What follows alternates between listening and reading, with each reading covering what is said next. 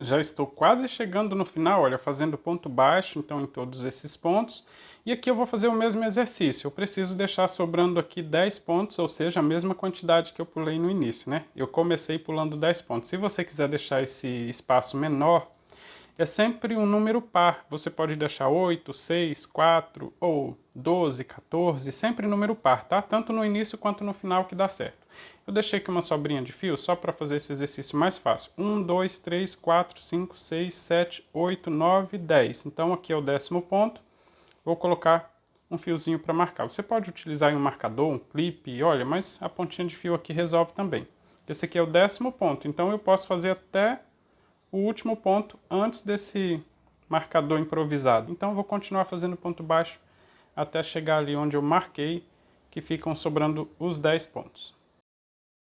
Aqui, olha, chegando então no último ponto, sobraram 10 pontos, aqui já posso remover, não preciso mais e nem vou precisar ficar contando os pontos assim mais nas próximas carreiras, tá? Só nessa primeira aqui, porque nas próximas já vamos utilizar essa carreira aqui como base para saber exatamente onde ficam as sobras.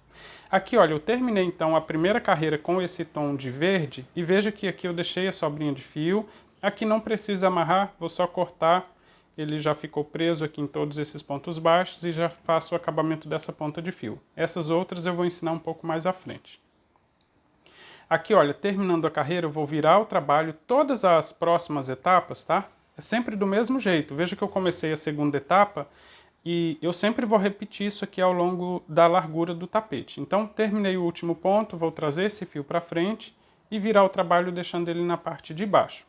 E vou voltar agora só que fazendo ponto alto. Então vou voltar no último ponto baixo, introduzir a agulha, vou buscar o fio, temos 2 laçadas, vou fazer um ponto baixo, mais uma corrente para formar o primeiro ponto alto. Vou laçar o fio na agulha, no próximo ponto eu faço ponto alto também. Então temos aqui um conjunto com 2 pontos altos no início dessa carreira. Vou fazer 2 correntes de espaço, vou laçar o fio na agulha, vou pular 2 pontos, vou no próximo e faço o ponto alto. Na verdade, vou fazer uma sequência com 2 pontos altos. Vou no próximo ponto e faço ponto alto também.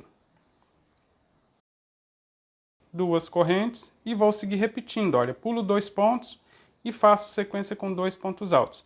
E vou seguir assim até chegar no último ponto que eu fiz com o tom de verde. Se você fez as contas tudo certinho, fez as etapas anteriores de forma correta, vai dar certo chegar no último ponto com o conjunto assim, olha, de 2 pontos altos. Vou fazer até chegar ao final da carreira.